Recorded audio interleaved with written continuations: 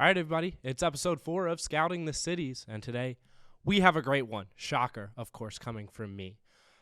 Today we have John Costello, the owner of West Metro Solutions. Of course, you don't know what that is. I didn't know what it was either. So that's why I interviewed him, and that is exactly what I want out of this podcast, Scouting the Cities, is for you to find out what the heck some things are. And today, we find out what the heck goes into selling cubicles. Yeah, that's right. West Metro Solutions sells cubicles. John Costello sells cubicles. Now, I know what you're thinking. Cubicles, so boring, Scout. How could you subject me to this? Well, I'm subjecting you to something great. I'm subjecting you to an absolutely stunning episode where you are going to have your mind blown by some of the stories John has to tell, some of the things that go into this business. Of course, like any business, you got to work hard to make a name for yourself. And John has worked incredibly hard from starting off during COVID as one of those beautiful COVID startup businesses to now selling all across the country, buying all across the country. There's so much that goes into a cubicle. There is so much that goes into a cubicle. And also, John is just a sophomore here at the University of St. Thomas, here in St. Paul, Minnesota, of course, scouting the cities. He's in the Twin Cities. So I think you're really going to love this podcast, this episode here, episode 4. We're already on 4. As you can see, I'm wearing my 3-leaf shirt. If you can't see, I am wearing a 3-leaf merch piece. This was 3-leaf, of course, was our guest on episode number 1. We're already on episode 4, and like I said, this is going to be a great episode. John has some great stories. He is a very great speaker, so I didn't have to do much talking in this one. I just let him go, and he was outstanding. And it really, you can really see, like I've said for a lot of my guests, you can see the passion that he has into this. You wouldn't suspect someone who's a sophomore in college to be passionate about cubicles, but he is. He's not just passionate about that. He's passionate about business. He is a great business mind, and he's going to do great things. And I think you'll hear that in this podcast. So without further ado, I think I've said that in the last 2 or 3 intros, so I apologize. I'm going to try to do something new next time. But this is John Costello, and enjoy. All right, here with John Costello, owner of West Metro Solutions. Yes, sir. Yeah, so first off, I guess kind of explain to people who don't know what you do, what West Metro Solutions is. Well, it's a pretty vague name. It started with West Metro Media, but that's a different story. So West Metro Solutions is a company that sells new and used office furniture to businesses across the country. So we primarily, the specialty is really used office cubicles, but, pick something that I can probably sell it. Yeah. So where did that idea come from? Because you're only a sophomore in college, is that right? Yeah. So where did that idea come from? How did you get started? Because I don't feel like that's something people normally would think of. Well, man, it's kind of a long time run. So so I grew up on a farm. Mm-hmm. So we had like chickens, pigs, cows, horses. I mean, we had, all of them. And back in the day, we had like a lot of chickens, We had too many eggs, right? Like my mom was giving out eggs to like all my friends because like at any given time we had like 10 dozen eggs in our house. So I started a stand at the farmer's market and I'd sell all our eggs. Mm-hmm. I made some money doing that and I really liked it. And, ever since like 4th grade, I've always kind of been hustling. So, it started with that, and then it turned into, I was selling stuff on eBay. I was selling like trinkets and, like electronics. A lot of it were consumer and business electronics, so like office phones and that stuff. And the cubicles came about because of COVID. I had a lot of time in high school, right? I mean, no one was doing anything. So I had a lot of time on my hands, and there were a lot of things happening in the economy that were working in my favor. So I was selling stuff on eBay and, kind of in the same, I guess you could say, circles that I was finding like office phones.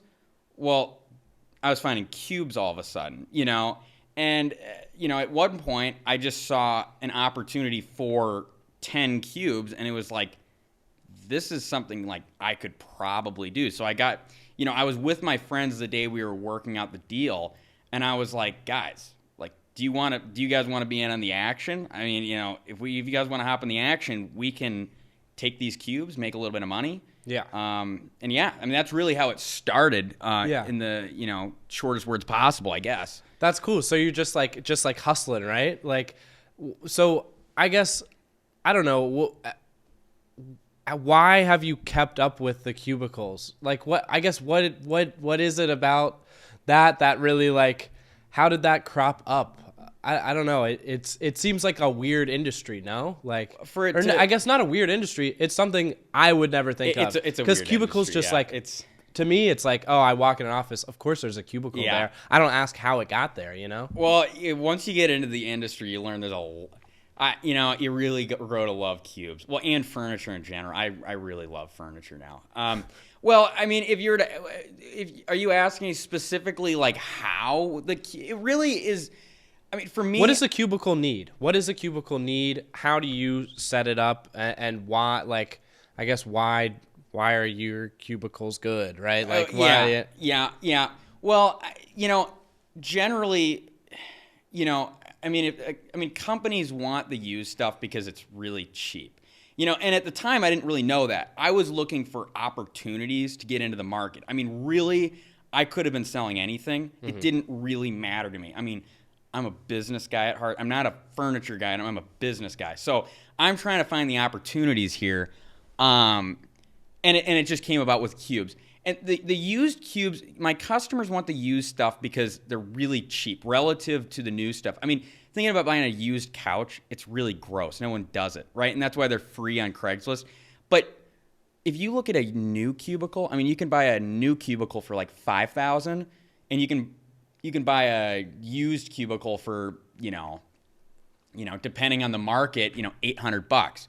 But, for somebody like me, $800 is it's quite profitable, because there's not that much that goes into it, because a lot of the times when companies want to get rid of the stuff, I mean, they're just giving it away for free, if you can find the right deals and whatnot. And that's not really in my wheelhouse anymore. When I started, that was where I was. I was going, all over the place saying, hey, liquidation here and there, and finding stuff online, like auction, anything that I could. And it was like, we're just clearing out our office, 20 cubes. If you want them, you can take them. And I'd say, hey, me and my buddies, let's go in and take the stuff. And, that model worked for quite a bit of time, and it changed. I mean, it started with me storing the stuff in my parents' basement, moving it with like our family trailer. And then it turned into, now I need a storage unit, a bigger storage unit. And now I'm subleasing a warehouse space, and now we're getting, we're renting 28-foot, freight liners to move stuff around. And it was a lot of fun, but the whole business has changed since I started, really. So I guess people, you just sell cubicles to businesses and you sell them whole? Yeah, the whole cube. I mean, you never sell one cube. Yeah, though. well, obviously. Yeah. I mean, sometimes people say they want. Yeah, you get okay. So you sell the whole cube, and usually, they want 10 cubes or whatever. Mm-hmm. So it's a whole package, right? I mean, if you were just selling the cube, you wouldn't get much for it. It's all about the customer service. So I offer my customers a 2D, 3D layout free of charge, and that's like step one in the process. So yeah, people. So you sell the whole cube. Yep. So I guess how do you build the whole cube then? Are you buying? So what is a part of a cubicle? Like, what are the specific ingredients that make it up? Okay. So you have your panels, right? So you have panels. So you have panels, trim. And you have cantilever. Well, it depends on the brand here, right? I'm going to talk about Herman Miller. Herman Miller is pretty much the most universal system on the market. So a Herman Miller cubicle is it's the panel, it's the kick plate trim, it's the end trim, and then you have the cantilevers to support the work surfaces, and then you have the work surfaces, and then you have power, So you call those raceways, and then there's different systems of raceways. So you have some with jumpers. It really is just the power, the trim, the panel, the work surface. I'm saying all the things that, are relevant to building it, but then part of it is also, what the customer wants. The customer really cares about the trim. They want to know the color of the trim. They want to know the color of the fabric, the work surface. That stuff matters. Once you get into the weeds a little bit more, that's when you start talking, like where do the cantilevers go? Is it an off modular build? It's like, with me and my installers, it's very technical, and honestly, I'm not even the best person to ask. It was really good because when I started, I got a lot of experience building cubes because I didn't even know what a contractor was. I didn't even know that was an option, and now it's the only way of doing business. It is the only way of doing business, and I don't have any employees. If I hired somebody, it would be a sales rep. It wouldn't be, a production manager. That's all contracted work. So yeah. So you're doing this all alone? The sales piece of it. The sales piece of it I handle all on myself. It's getting to a point where it's very. I'm probably at like peak capacity. It's kind of seasonal, but school a lot of the time. School. It's hard to manage school. I need to like build my schedule in such a way where it aligns with the work, because once somebody puts a PO on your desk and it's like, purchase order signed, ready to, it's like I'm bound to this job. This is more important than anything else I'm doing. I'm getting an A in philosophy or whatever. I need to complete the order. So that's kind of stressful, but managing it on my own is fine, but it's really good to have production people, and that's all contracted. So I contract all the production in what I do. And, that's really like going, the people that are going to the back room and counting parts, because, we're talking a warehouse stocked full of stuff, and my customer says, here's my order, and I actually need to make sure I can fulfill it, because with the used stuff, it's not always a given that it's available. That's an issue. But then, there's a lot of workarounds. It's like, well, we can always refurbish this. So we can always strip down a panel down to the wood frame, and, we can staple in new fabric, and now we have new panels, Yeah. And there's all these like little things that I had to learn, like refurbishing and like this and like that, and also being able to do it for a good price. Because if you want to do things the easy way, it's usually like the most expensive way. You need to really think about things so that they're not, crazy expensive. So yeah. Yeah. When did you start this company? So I registered in August of 21, but I started it May 2020. Yeah. That was when prime COVID. Yeah. I took like right at the peak. Yeah. You're one of the businesses that started, right? That's the cheesy story, right? I remember there was one commercial where they were talking about like all these businesses that started during the last pandemic. Now you're going to be in the next commercial for the COVID one whenever there's a new pandemic that comes out. No, hopefully not, right? But so you started then. So how did you work up from, sounds like you were buying on Facebook Marketplace, on eBay and stuff like that. How do you work from that to buying so much that you have a warehouse? Oh man, and quickly too. It's not that much. No, it's been a short amount of time. It was within a year we were already doing that. Really, it was just the demand. It was like so many customers coming in where it's like, I need furniture. A lot of the work I do is just nationwide, right? So if you have somebody in New York looking for some furniture, I'm the guy, and I'm able to do that because I have inventory everywhere. And I have a few, my secret sauce is how I can do it affordably, right? And that's the trade secret, is how I can do it without breaking the bank, right?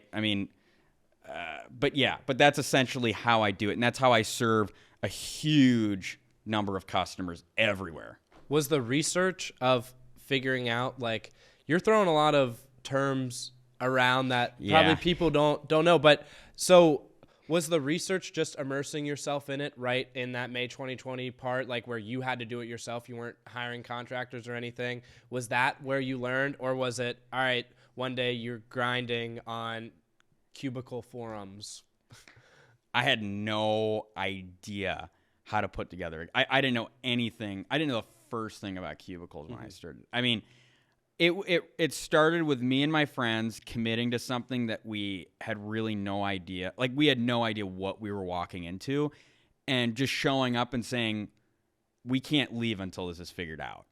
And that's what we did. I mean, I remember the first job we ever did. I mean, that was, I actually don't know how I managed the stress. I mean, it was the most stressed I've ever been ever. I mean, ever since. I mean, I've had some stressful encounters, but the first job, we show up there and we're looking at assembled cubicles, and it's like, where's the screw to unscrew the stuff?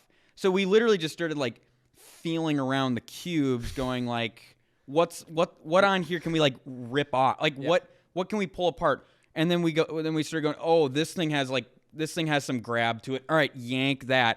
Oh, now we see where the screws are. Okay. And we brought like every tool you could think. We had no idea what tool we needed. You didn't know what you needed.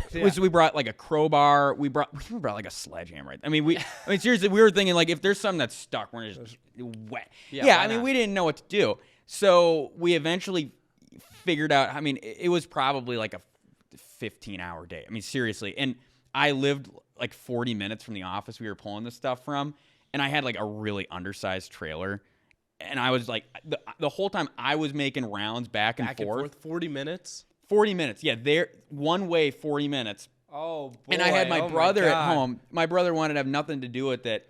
And I'm like, look, Eric, I don't care about, like, I don't care how you feel about this stuff. You're going to help me get this stuff into the basement. You're my brother. This is like, I didn't give him an option. This is where I call on you. Like, you don't have a choice here. He didn't get any option.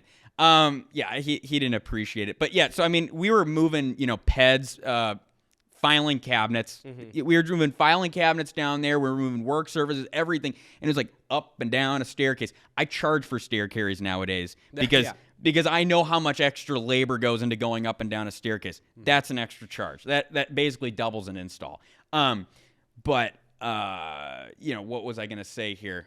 Man, it's easy to lose your train of thought in this. So my friends were taking the stuff apart the whole time. Yeah, I mean, we probably got done at like 9 o'clock or something. It was like 7 a.m. to 9 o'clock. I mean, it was a crazy day. We had the stuff in my basement for like a month, and I had no idea how to sell it. I mean, seriously, like I was listing it everywhere, and like people were asking for it. So this was taking it apart. Was the 15-hour day you driving 40 minutes back and forth, taking apart cubicles? Mm-hmm. And then now you're trying to sell it. So now it's in my basement, and I'm trying to sell it. And your mom's yelling at you. Yeah, I mean, this crap out of my basement. Yes, I mean, my parents were seriously like, John, you have like a month. I think they gave me like a month, and it's like, look, John, like this stuff's got to go. I mean, it was the whole basement was like filled to the gills. I mean, there was like it was packed with cubes, and so we had that day. The day was done, high-fived each other, and then, I started listing it. I didn't know how dimensions work, so when people would ask me for cubes, I would go to them, and I would say, well, we got these cubes, and then they'd say, well, I'm looking for this dimension, and I'd say, I literally, like, I think I just told them, like, I don't know, because they were all taken apart, right? So it's like, you have an assembled cubicle. You can grab the dimensions on the cube when it's standing, but once it's taken apart, it's like you're measuring panels, but then it's like, well, how do the panels even go together? Yeah. You know what I mean? You didn't even know. I didn't even know. So I was getting scared. I was like, I might be in over my head. Like the technicality, my customers were coming to me with like a level of technicality that I just couldn't. That you didn't have. That I didn't have. Yeah. So it was like one dude. I mean, I don't know if I've had a customer be this non-specific or just kind of like easy to buy since. Everything just worked out too perfectly. He said, I need 10 cubes. What's the price? And I gave him a price, and he said, cool. You want to come down and do it? And I was like, all right, guys, we got the job. We got the job, guys. So The Cube God said, "Here you go, John. Here's your first sale." It really went like that. I mean, I have not had a job go that easily since. I shouldn't say well, I should say easily, because then it turned into, okay, we have this order. How do we even fulfill it? He wanted it installed, and he was in Iowa. So we're up in Watertown, Minnesota, like 40 minutes west of the cities, and I got to drive all the way down to Iowa. So we're like, okay, guys, like, what do we do here? So we started by going into my basement and assembling a cube, because we were like, I don't even remember how we took them apart. We have no idea how to put them back together. So we spent like a day just like, wait, I think this is how it goes together. I think this is how, like, we were like trying to figure out, okay, cool, how does this work? How does this work? Cool, whatever. And then we figured it out, and it's like, cool. All right, so now we've got this ready to go. Then we needed a trailer, because so when we were taking this stuff, I didn't mention this, when we were pulling this stuff out of the office, we didn't have like an enclosed trailer, and we didn't have tow straps. It was really dangerous. I mean, it was like we had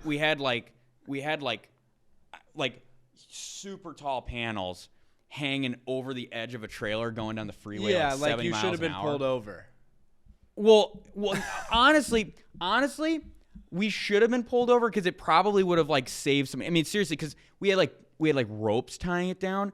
I mean, I was like 16, so like I wouldn't do this anymore. Of course. So like anyone listening, it's like I'm not. This isn't me anymore. Like I would do things a little bit better, and I had no money. I had no money. I had literally no money. So I mean, it's like if one of those ropes came undone, the panel goes flying, hits a car. I mean, could you imagine the liability? Oh my God. Like endless We would liability. not be talking right now. You'd be in jail. I'd probably be in jail right now. I mean, it was really. They wouldn't even lead you off with juvie. I don't think. I don't think so. 16, It would have been. you're going Well, I mean, my parents probably wouldn't be culpable too. I mean, really. Because I was like 16, dude. So now we have the stuff, and I said, okay, I'm never doing the open and closed. We need an enclosed trailer big enough to haul the stuff. Yeah. And we need a better car, because I mean, I was driving like an 03 Ford Explorer with like 300,000 miles. I mean, Yeah. You not put the hitch on yourself. Like, yeah. Yeah. I mean, it was rough, right? So we grabbed my buddy's company. His mom owned a company. Grabbed a company truck. Got the enclosed trailer, rented it, and now it's about to be time to go, and so now it's time to go, and there was this whole debacle about POs, because my buddy's mom said that he should have a PO purchase order in order to buy. Because I didn't know this guy, right? And so she said, you really should get a purchase order from this guy before you go down there. Because what if you install the stuff and he says, I won't pay you? Yeah, of course. Right? Then you're screwed. And she's like, well, you need something in writing that like says, I intend to buy this. Your 16-year-old self was too entrusting. Yeah, I mean, I wanted the stuff gone. So I was like, I don't even know if I care about the money. I just want it gone, She's like, okay, let me call him, and I'm going to deal with this. So she calls him and asks for a PO, and he says, well, I don't write POs. And she was like, well, what do you mean you don't write POs? And it like transpired in this whole argument, and it ended with my customer. We'd already rented the trailer. We got everything packed. Everything was ready to go. This was the night before the job. And she was like, the job's over. It's done. He says he won't buy them anymore because he's frustrated. So I was like, okay, let me call him back. Yeah. So I called this guy back, and I mean, it was really bad. I mean, I didn't have a company or anything, so I was like, yeah, you were. It was my friend's mom. Yeah. It was my friend's mom, and you had to be like, I'm 16. No, that's not what I did. I said, hey, look, that was my account, and I fired her. Yeah. I told him I fired her. I said, I can't believe how she spoke to you. She's done. I need this business. And he said, okay, fine, you can do the work. And I was like, I needed to tell the man whatever. I mean, I was really, the trailer that I rented was my net worth. Yeah. It was my net worth. I needed that job to happen. So, I'm freaking out. Next day we go down there, and the first thing the guy says to me was, so was that your mom on the phone yesterday? Yeah.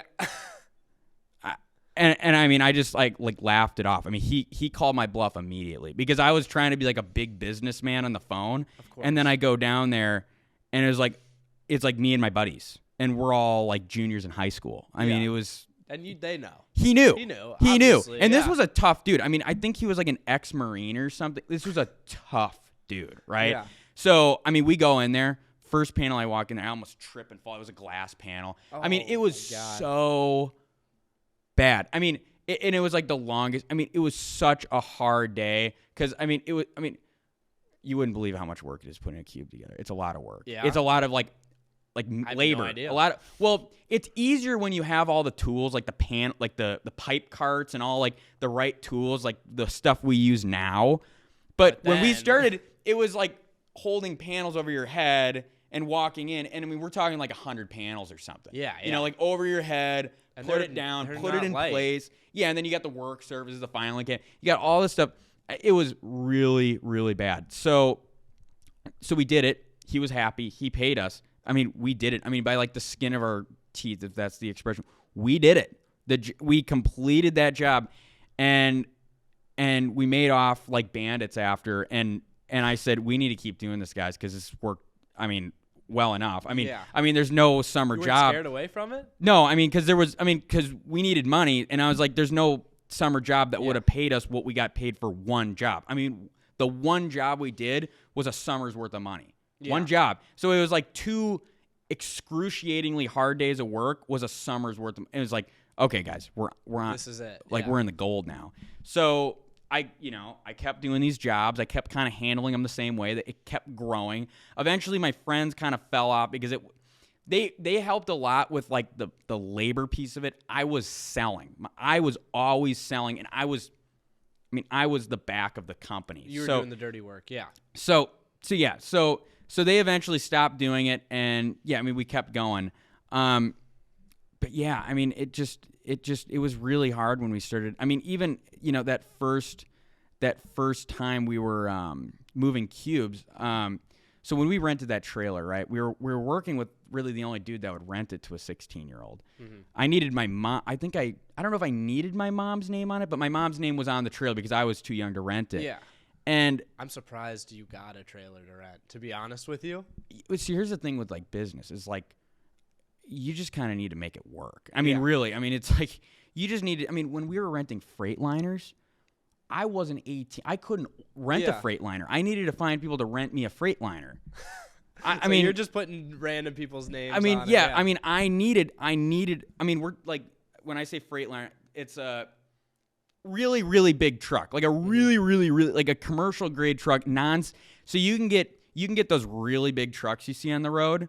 Yeah, 18-wheeler. Yeah. You can not an 18-wheeler. You can get a 28-footer, which is like the really big box truck. Yeah. You don't need to have a freight license to drive those. I mean, you do if there's certain. It's There's random thing. Yeah. Yeah, you can work around that.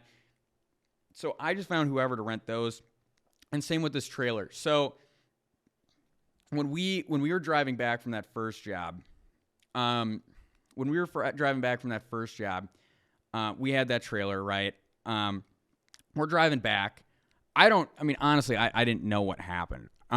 We got back to the shop, the place where he told us to drop the stuff off at, and there's this little like top trim piece, the top of the trailer, and it like popped up. It wasn't broken. It wasn't nothing. We didn't do anything, but something was like messed up. Like we came back and the trailer was a little messed up. Yeah. First job, like right out of the gate, and it was like, okay, guys, like we kind of like didn't even like care that much because it was like we didn't do anything. Like we didn't even know what happened until we got back, and it was like, okay, there's like a problem with the trailer. So I called the trailer guy. And I'm like, I took a bunch of pictures, and I was like, there's a little like the thing, like the plastic trim that's glued on. Yeah. Popped up. Yeah. And I told him, and he said, okay, I'll take a look at it. So he takes a look at it. I'm already home at this point. He calls me up, and he's mad. I mean, he's like, you guys definitely hit something. You guys must have smoked something. Yeah. And I'm like, I didn't hit anything or whatever. And he's like, you need to come down here right now.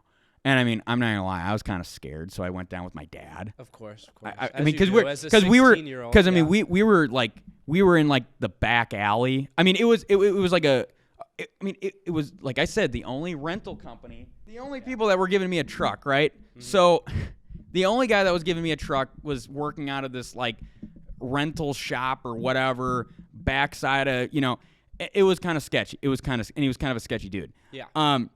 And we go there, and he just starts, arguing like, you guys, you definitely hit something. So I'm like, well, you got to show me what you think I did. So, I mean, this is how boofy it was. Yeah. He had my dad. My dad has never driven a bobcat. He has one of the bobcats he rents. He had my dad hop into the bobcat, and he said, lift us up on the bucket. I mean, I know people do that, but like you're a business owner. You don't have your customer come over and say, get in the bobcat and I mean, what if my dad just ripped and your the dad joystick? was raising you up? My dad's never driven a bobcat. Oh like, my what God. if he turned the knob? I mean, if you've ever driven a bobcat, you know how sensitive the steer knobs are. If he would have just cranked it, we would have gone flying. Yeah. And I'm like, first of all, shouldn't have done that. Okay, so we go up. He takes me up to the top, and he starts showing me a bunch of stuff that, honestly, it was I don't know what it was. I mean, he was like, you see that little thing right there? That means you hit it. And I'm sitting here thinking, I'm like, dude, if you think that I hit an overpass, we'd probably be dead. I mean, you know what I mean? I mean, if I would have smoked an overpass driving down the freeway, you're at least injured. You're stopping the truck's fine. Truck's stopping. The truck that drove would be. I mean, the trailer would be mangled if we hit an overhead at any speed. At any speed. I mean, it was like the amount. Like what happened was it literally just popped up. Yeah. And he's saying like, you must have smoked something. And I'm like, you think we smoked an overhead? And I told him, I'm like, he's like, well, you're gonna owe me for this. And I said, I'm not paying you. I said, listen, I'm proud of my 16-year-old self for standing up for myself. Yeah. I said, I am not paying you for this. I didn't do anything here. And so he said, all right, I'll sue you. We're yelling. He was like, this was like high level. It's not a fun situation. No. And so he said he'd sue me, and I'm like, all right, okay, go for it. Sue me. And so, yep. So that was pretty and then scary. He sued you? Well, yeah. So about 2 months later, I actually got the I don't know. It's called like the summons form, like the summons and complaint form from the state of Minnesota or whatever. And they said, all right, this is your court date. This is what, this is what like kind of like the facts of the case are, yada, yada, yada. And I said, all right, bring it on. Yeah. So, I didn't want to pay for an attorney or anything. I mean, you know what I mean? Like, so I'm like, I'm going to just take care of this myself. So I spent a long preparing for trial. I mean, I spent a lot. I did the trial yourself? I represented myself. No yeah. way. Oh my God. So yeah. I mean, I spent a great amount of time preparing. I had like a 20-page packet. It was crazy. So I outlined the whole the summary of the trip, and then I outlined like every place we stopped at, and then I had receipts. All of us all of my friends, we all had receipts from like the gas stations we went to and stuff. So we grabbed the receipts of the place we went to, and I guess you could say I could have just left the place out, but I tried to do the best job I could at like saying, we went here, there's no overhead here, right? Like we went to this gas station, we went to this Quick Trip, and then I'd grab a Google picture, image, and I was like, look at the overhead. It's 20 feet too big, or 30 feet. It is gonna. Our car would have fit under there, and we immediately ruled out like the highway. I mean, we would be severely injured if we smoked something going on 60. Highway, yeah. I mean, you can't. I mean, that would have been really bad. So I was trying to attack his character. So he said in an email to me, he said, I went to the auto body shop and I got an estimate, and they said that something was. He said in the email, I used this in court. I highlighted it. I said, the auto body shop said something was definitely hit based on the damage that he found. So you know what I did? I drove to the auto body shop. I printed the email and I showed the dude that apparently said it. And he's like, we don't even do trailer. He's like, I could have done this, but there is no way I said that. Yeah. And I was like, do you want to put that in writing? Yeah. And, you know what I mean? So it was like, testify to that yeah. in court? Well, he was gonna go. No way. But I guess he was a volunteer firefighter, so he couldn't make it. I mean, bless his heart for helping me. Yeah, we went up going to that guy later. We needed to change something on one of our cars. Now we actually went back to that guy. Great guy. Yeah. But yeah, I mean, I showed him the printed thing, and he's like, I didn't say that. And I said that in court. I'm like, well, he said this in the email, and I actually went there, and he didn't say that. That was a complete lie. And it was bad because like my mom started getting really angry, and of course she almost got kicked out because like it was scary. I mean, because the dude was just being like super unreasonable. Was he representing himself too? Yeah. But okay, he didn't so even show up. He 1v1. didn't even show up. Oh, he didn't show up? He was over Zoom. Okay. And I had like me and all my friends in court. Yeah. You had the squad back there. Long story short, we won the case. Yeah. What's the celebration like after winning your first? What did we do? Your first lawsuit. You gotta be. I can't remember. I remember when I actually got the thing in the mail, and I had to look up what the term was because they don't just say you won the case. They said the case has been dismissed without prejudice. Yeah. That was the words they said, and I was like, what does that even mean? So I looked it up, and I was like, oh, I won. Yeah. But it was really exciting. I mean, I was like hyped. Yeah, obviously. Because seriously, I mean, the amount that I was being sued for, like, I mean, it's like all the work I did for nothing. Yeah, of course. I mean, because like an auto shop doing a job like that, I mean, it was like a few $1,000s. Yeah, of course, and that's like a expensive job for a truck like that. Yeah. I feel like because not many people operate on it, and especially the shop you went to, they don't even operate on. No, it's super niche. It was a crazy experience, and I'm not quite sure how it didn't discourage me from continuing, but it didn't. I just kept doing it, and I kept learning what I've done wrong and how to not do them wrong. I mean, I have had my fair share of bad customer experiences. Not to say that they don't get taken care of. I always make my customer happy. I mean, at the end of the day, I want my customer to walk away saying like, I couldn't have bought from a better person. I couldn't have bought from a better person.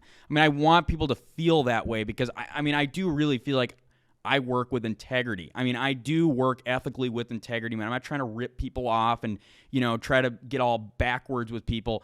And when you're honest, I mean, from what I've learned in business is when you're honest and you play by the rules and you make right by people, business grows. And I mean, I don't know what it is because I don't think my customers talk to each other. Like, I don't really know how I've established a reputation, but I have because my business has grown since I've started.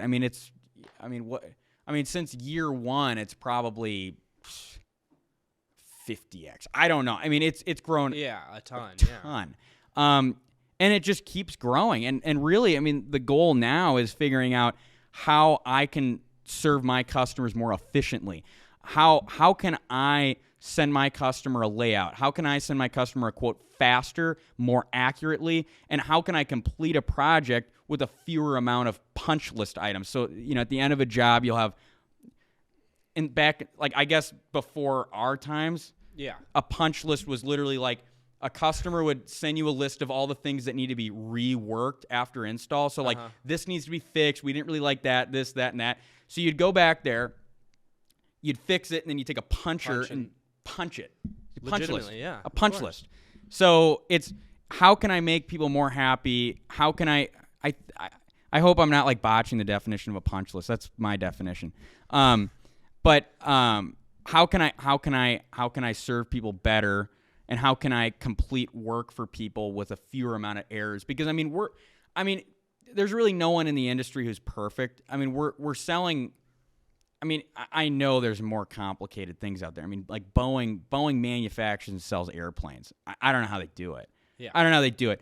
But from my perspective, what I'm doing is complicated enough to where it isn't crazy for there to be like a small error, like, a part was missed or something. Because, I mean, it's like, you got hundreds of parts that we need to pull for a job. It all needs to get packed, and it needs to go on a truck, and it needs to go 3,000 miles.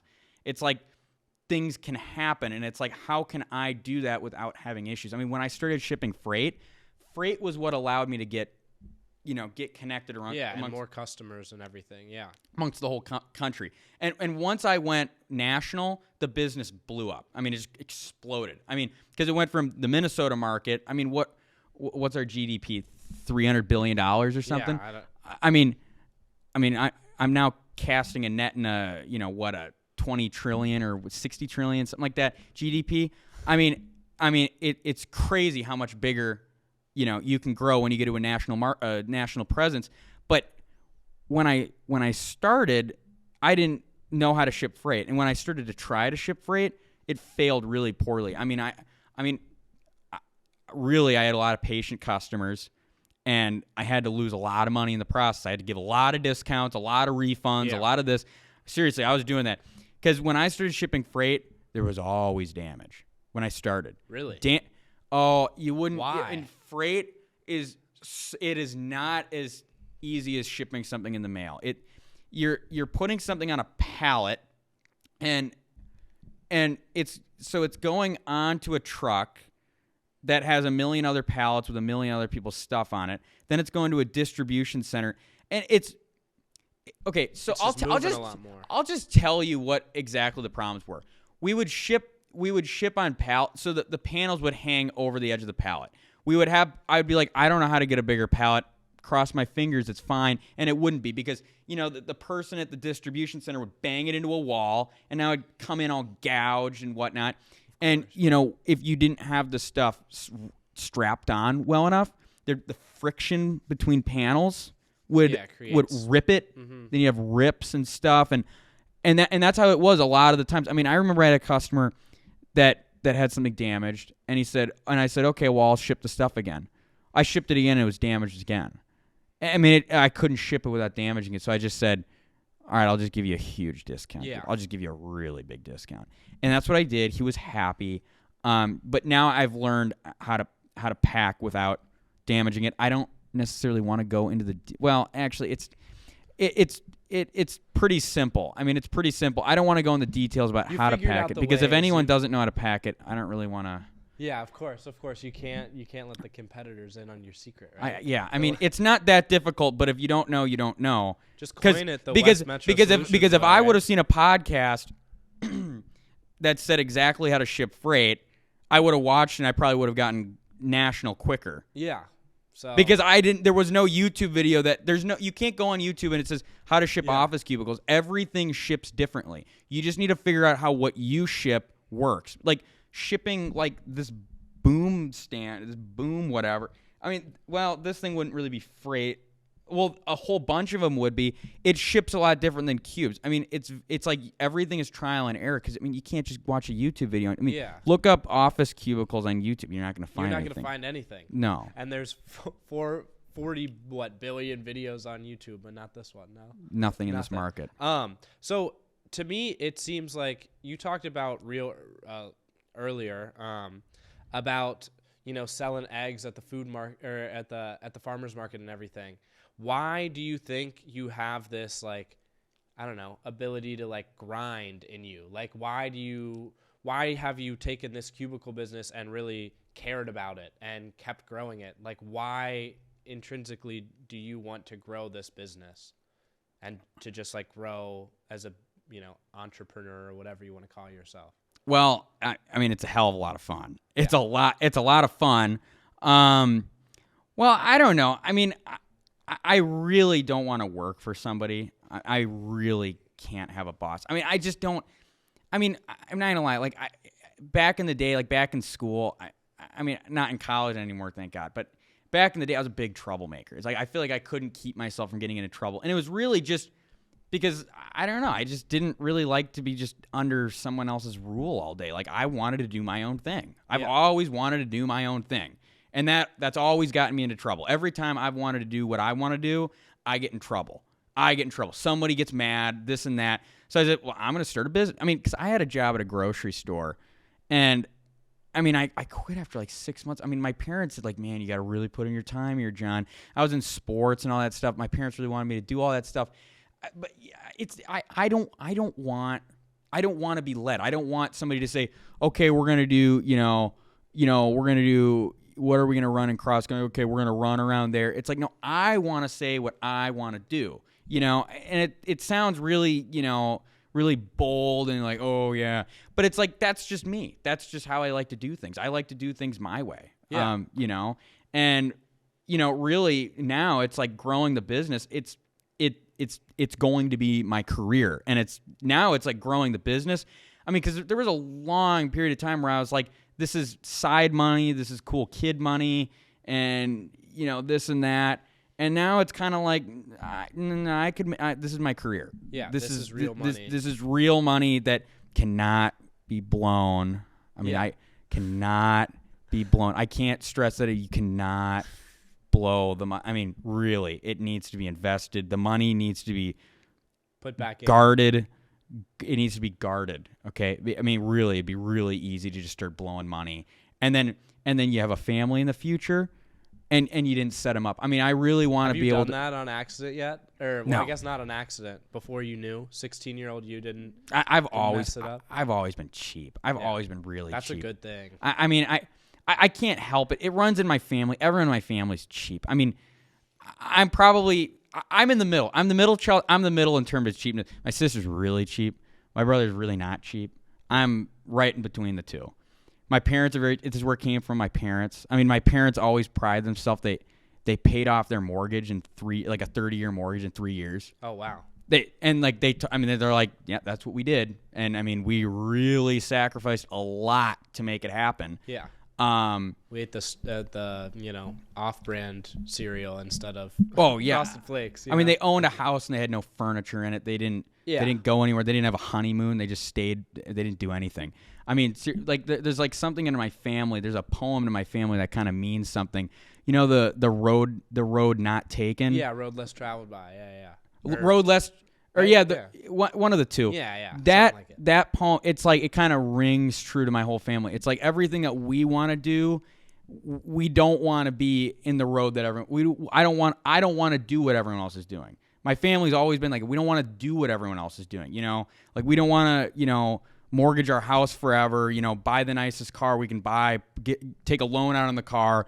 Okay, we want to go on a vacation now. Let's take a loan. It's like I'm only going to do what I can afford, and I better be able to very comfortably afford it.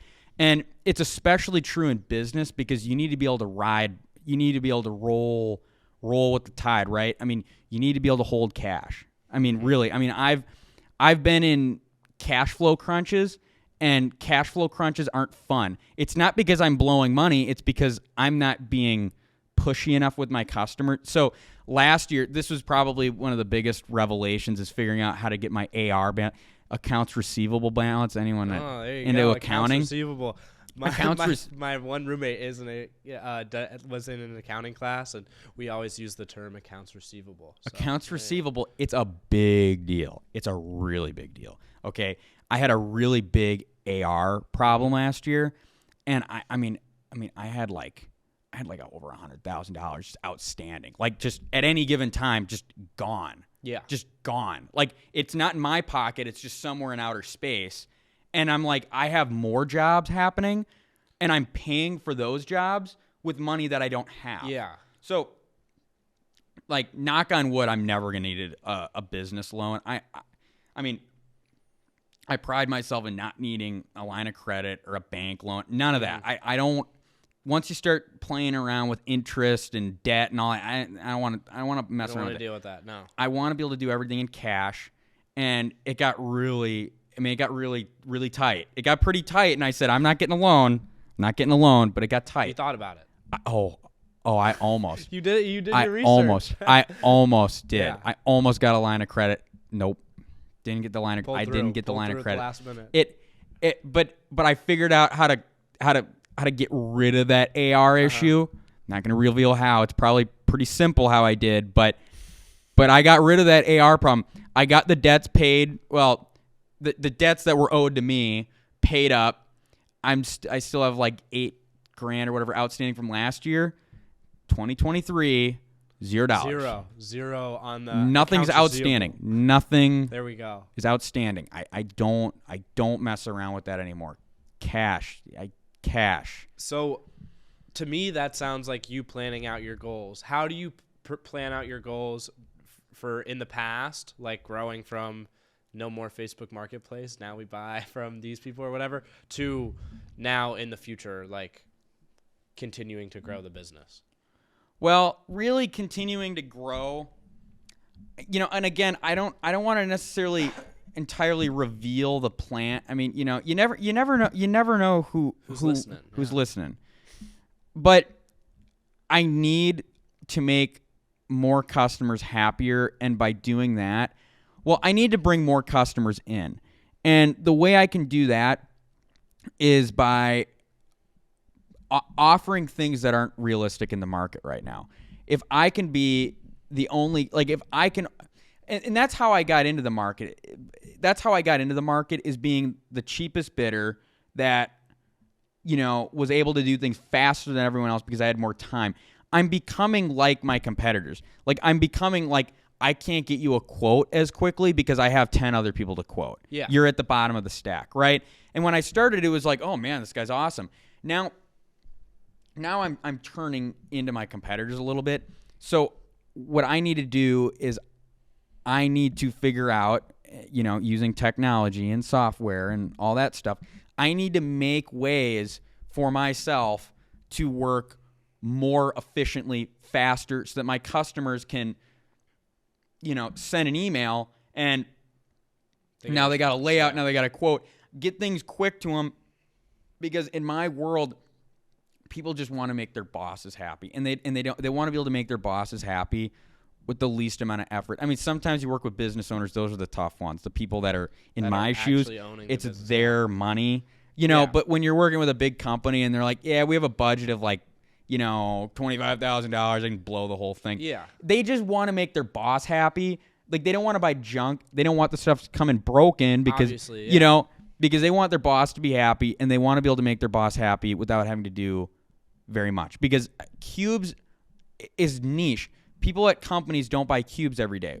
It's almost like, I don't know exactly how they decide who buys the cubes. I mean, sometimes there's operations people at a company, but sometimes I'm working with like marketing people, and it's like, I'm thinking, did they play nose goes? Who has to buy the cubes? Yeah. Because I don't think anyone wants to buy them. I mean, because no one knows anything about cubes. It's like lost poker night. Like that's what I'm saying. Because it's like, it's such an unfun thing to buy. I mean, so you want to talk about like probably like, I love it.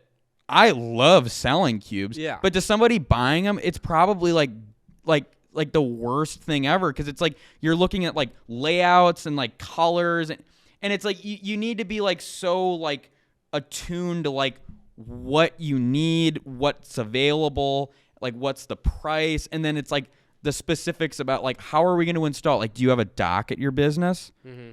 Oh, you don't have a dock. Okay, so what are we going to do? Oh, you have limited access. Yeah.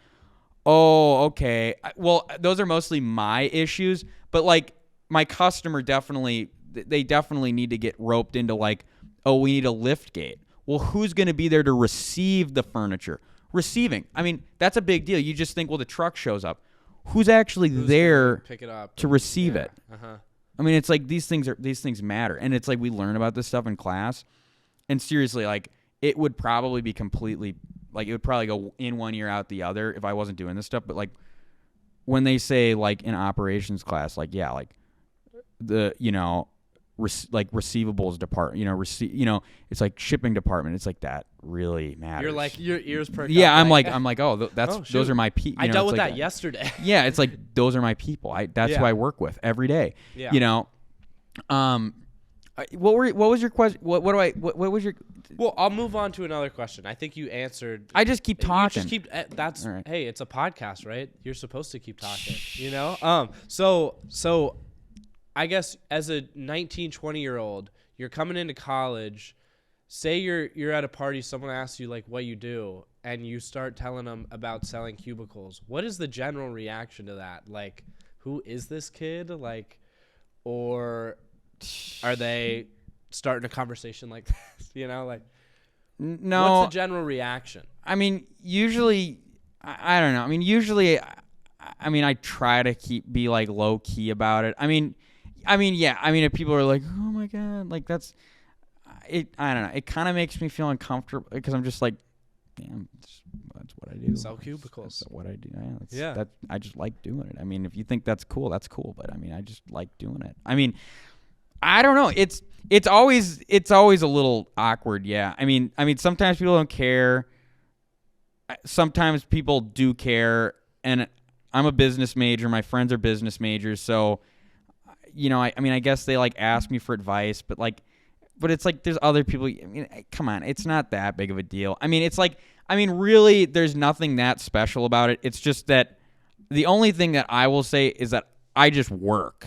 Yeah. There's nothing crazy about what I do. There's no formula. There's no nothing. It's like, no, I just work, and I have my personal philosophy for how I want to do things. Mm-hmm. And it's been successful in the marketplace. I mean, it's been successful, but, I guess you could just say personal philosophy is a nap for this market, and I work. So if somebody says something to me, it's like, yeah, I sell cubes, and, that's really what I do. It's kind of just because it's like, what am I supposed to say? Like, well, I sell Herman Miller Technion, I sell Aeron chairs. I mean, it's like those things don't matter to people. Yeah. But that matters to me. You, yeah. If someone came up to me and said Technion, I'd be like, you're my man. Like, you're my man. My man. You know what I mean? That stuff, yeah, because it's like, I mean, it sounds lame, but like, think about it. I mean, I spend like probably 40 hours a week talking about this stuff. Yeah. I mean, it's like, yeah, it's my profession. I mean, seriously, it is a full-time job. I mean, honestly, business school is really easy because I should not have enough time to run this full-time. How do you balance it? I spent all weekend doing schoolwork, like the whole weekend. I mean, it kind of sucks. I mean, like, Derby days are this weekend, right? Derby days. It's like before I got here, my buddy was telling me, he's like, hey, Derby days, like, there's been a lot of stuff going on. Oh, yeah. We're going out. And I'm thinking, well, I got to get all my stuff done. Like 7 papers. Yeah. Well, yeah. I mean, I have a lot of stuff that needs to get done. I do my homework on the weekend, all of it. So I get 1 week ahead on Saturday and Sunday. On Saturday and Sunday, I get a week ahead. Most of the time, I cannot get all of it done. But, like, I haven't done any schoolwork this week so far. I have one assignment I have to do tomorrow. I started half of it. I'll be able to get it done with. All day I'm working. That's all I'm doing.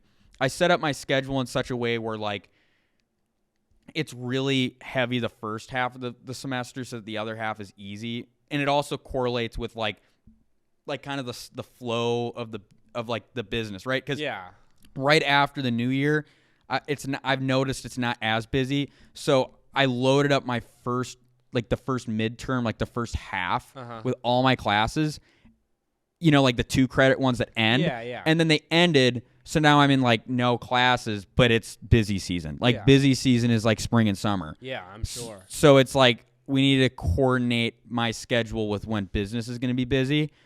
And so I do that. I do my homework ahead of time on the weekend so that I can spend all day helping my lovely customers, the people that I love talking to. I love working with my customers and my vendors. Shout out to the vendors. Shout out to the production people. Shout out to, they're all great. Yeah. They're all great people. Well, it sounds like you're just having a blast with it, right? Like, I mean, don't get me wrong. It's stressful. It's a lot of work, but I have a blast with it. I couldn't imagine not doing it. I mean, it's weird to say. Like I said it was fun, and then you said it was fun. Then once you say it was fun, I was like, well, yeah, it's pretty fun. But then when I think about it, I'm like, it's a lot of work, but it's a lot of fun. Because it's like you meet cool people. I mean, it's like you're asking me to be in a pod. It's like cool. I mean, it's like everything that's come from this business has been really cool. Mm-hmm. Like, I mean, seriously, it was like last year I went on like I've been on work trips, California, Arizona. I mean, like, take work trips. I might be going to the, furniture convention out of state in Florida next year. I mean, it's like, you travel, you do stuff, you meet people in the industry. It's because it's a big family in the furniture industry. Everyone knows each other, right? Like, at least in the Minnesota market. Well, in every market. I mean, when I went down to Arizona, it was like everyone knew each other. I mean, I was at one of the companies, and one of the competitors, he's like right down the street, and he owns a shop too, and he's just over there, and we're all talking it up, and like I had a meeting with the other dude, and he's like, well, I'm right here, man. Yeah. And it's like they're all just chit-chatting, everyone's having a great time. I mean, I try to be careful with competitors, but in terms of like business overall, it's probably like the friendliest market. I mean, everyone knows each other, everyone's cool with each other. I talk to people in the industry all the time, like my competitors, how are things going? And I mean, you're cool with them. Grab lunch with them type things. Like, when I was out of state, it's like, grabbing lunch with all the people there. It's cool. It's really cool. You just get to meet a bunch of people. So what is your normal day-to-day like? Like, are you on the phone with like selling and then on the phone buying? Like what is? Well, so like maybe I could break down like today. So, I mean, like this morning I woke up and I've had like 8 leads to deal with this week. So I woke up and I just kind of started working through the pile. So I was making a lot of layouts this morning. I spent a lot of time laying out people's offices. So they sent me the dimensions, and then I go, how does this work? And, it depends on how far you are in the sales process. But, a lot of it is, people inquire to me about furniture. I ask them a series of questions like, well, do you want glass on your cubes? Do you want like a PED, like a filing cabinet? Do you want power? Yeah. Do you want a ceiling drop to feed the power? Do you want a base feed off the wall to feed the power? How, simple questions like that. And, they tell me.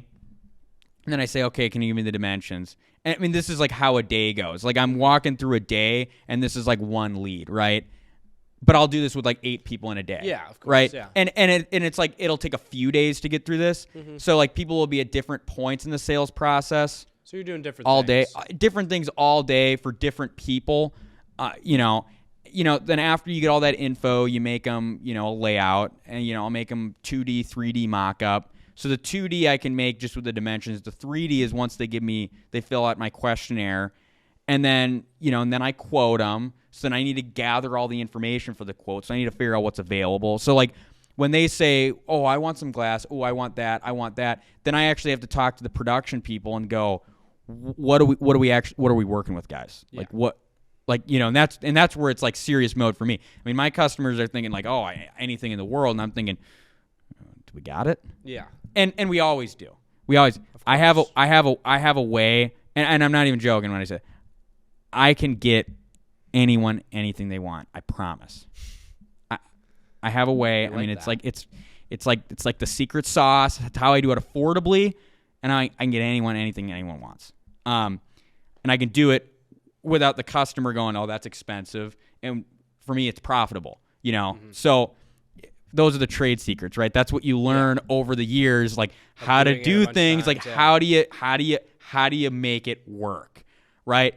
So yeah, then they start telling me what they want, and then I go, okay, well, do you want this color, this color, this color? Sometimes they want fabric samples, so I can go to the loom, the place where you get the fabric from, order a sample, send it out to the customer. They look at it. They go, this is what I want. Send, work surface samples and send samples, and then, they tell you what you want, and then you write them the quote, and then, then you start talking about lead times and like how things are going to be done.